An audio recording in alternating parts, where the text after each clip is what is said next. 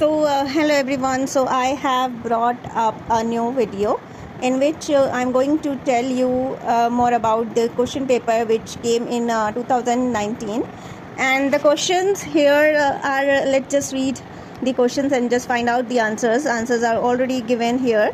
So in question 60 number 1, it says arrange the correct sequence of the following facets of book number according to Colon classification 6th edition. तो हम question number 61 की तरफ देखते हैं. Question number 61 कह रहा है कि इसको करेक्ट सीक्वेंस में आपने लगाना है फॉलोइंग बुक नंबर को, facet of book numbers according to colon classification in the 6th edition. तो यहाँ पे हमें 4 ऑप्शंस दिए हुए हैं. We have 4 options here. Number 1 है language number, volume number, copy number and form number. नीचे हमें ऑप्शंस दिए गए हैं C, A, B and D. A part का, तो हमें इसे अरेंज करना है करेक्ट सीक्वेंस में.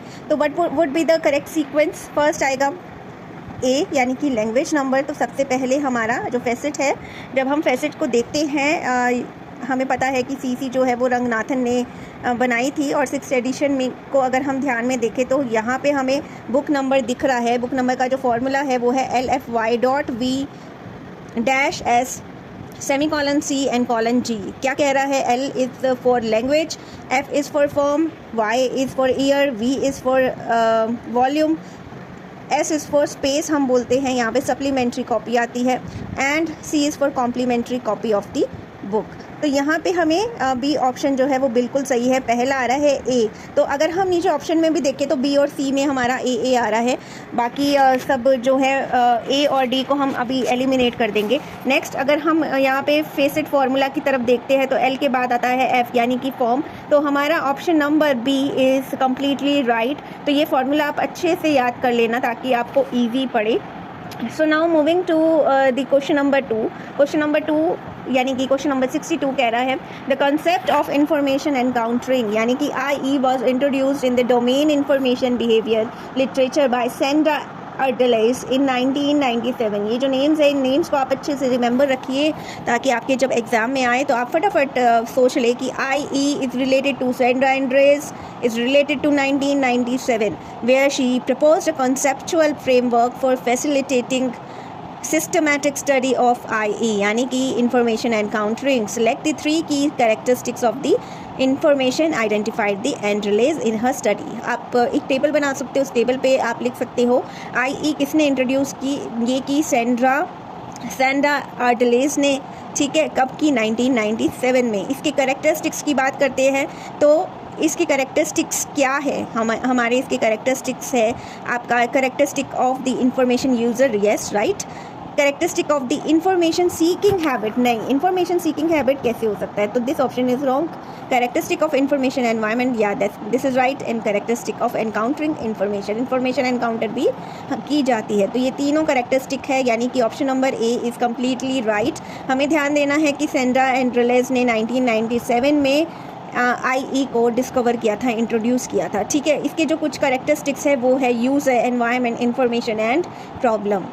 तो इसके 4 कैरेक्टरिस्टिक्स है जो आपको याद रखनी है. Now moving to the next question. Please remember these question, make a separate column so that you will get the information in a easiest way. So here question number 3 यानी कि 63 क्वेश्चन हम ले लेते हैं और इसमें क्या कहना चाह रहा है ये देखते हैं. क्वेश्चन नंबर 3 कह रहा है which are the factors responsible for the deterioration of library materials. कौन से फैक्टर इसमें रिस्पॉन्सिबल है डिटीरियोरेशन के लिए? तो पहला फैक्टर हमारा आ रहा है बायोलॉजिकल फैक्टर, दूसरा आ रहा है इलेक्ट्रोमैग्नेटिक, तीसरा आ रहा है केमिकल फैक्टर और चौथा आ रहा है एनवायरमेंटल फैक्टर.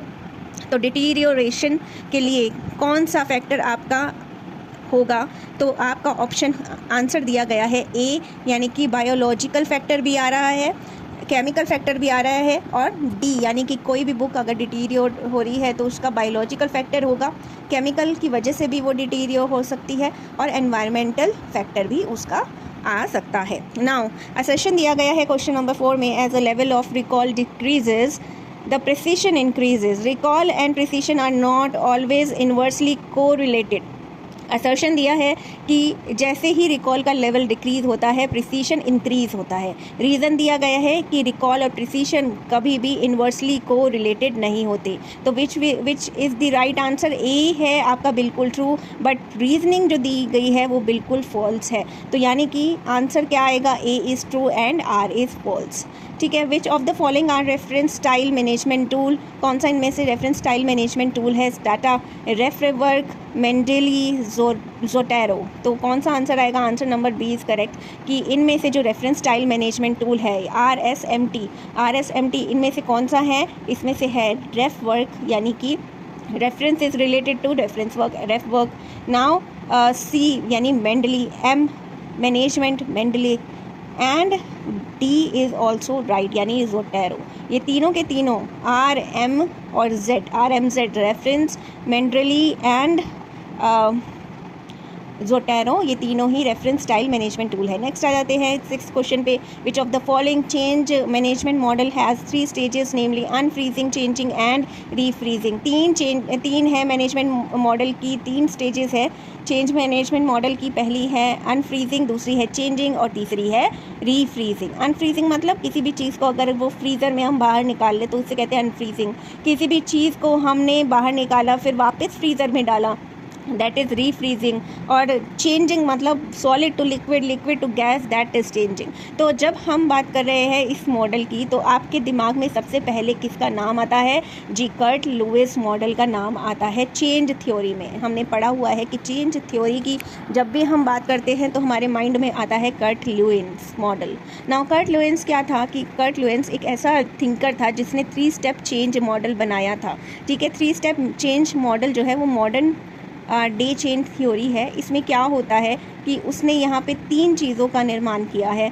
ठीक है। उसने ये पब्लिश की थी 1947, जिसमें उन्होंने 3 स्टेप्स बताए थे, रीफ्रीजिंग, चेंज या मूव, या रीफ्रीजिंग या अनफ्रीजिंग। ठीक है।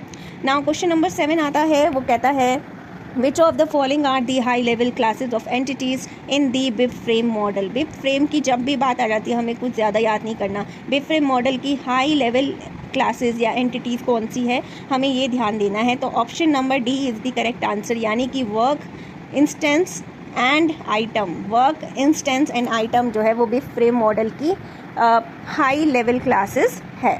नाउ बिब फ्रेम मॉडल क्या होता है उसके बारे में थोड़ा बहुत समझ लेते हैं कि bib frame 2.0 organises bibliographic information into 3 core level of abstraction, work, instance and item. तो बिब फ्रेम जो मॉडल है 2.0 वो एक बिब्लियोग्राफिक इन्फॉर्मेशन देता है जिसमें वो 3 कोर लेवल के बारे में बताता है। वो 3 कोर लेवल क्या बताते हैं? वर्क, इंस्टेंस एंड आइटम के बारे में बताते हैं। नाउ क्वेश्चन नंबर 8 पे आ जाते हैं। क्वेश्चन नंबर 8 कह रहे हैं Dublin core metadata element set version 1.1 consist of. Dublin core metadata के नाम हमने सुने हुए हैं। तो डुबलिन कोर मेटाडाटा के जो एलिमेंट्स है वो कितने एलिमेंट्स का बना होता है? वो बना होता है 15 एलिमेंट्स का। Option number A is correct. Which of the following routes is critical in CPM? CPM में से कौन सा रूट जो है वो क्रिटिकल है? तो पहला है हमारा shortest route, longest route, route having simple activities, route having less important activities, यानी कि longest route is the right answer. Longest route critical है CPM के अंदर। ठीक है। जल्दी से आप बताएंगे CPM की फुल फॉर्म क्या है? जल्दी से मुझे कमेंट में लिख के देंगे ये, क्योंकि रैपिड फायर क्लास है तो आप लोगों को जल्दी से जल्दी बताना होगा। जो भी क्वेश्चन हमें यहाँ पे नहीं मिल पा रहे उससे रिलेटेड आपको जल्दी से जल्दी बताना होगा कि हम किसके बारे में बात कर रहे हैं। ठीक है।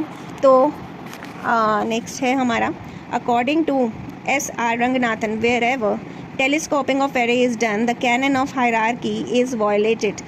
क्वेश्चन पढ़ लीजिए। Wherever telescoping of array is done the canon of hierarchy is violated. क्या कहना चाह रहा है कि टेलीस्कोपिंग एरे जब हो जाएगी तो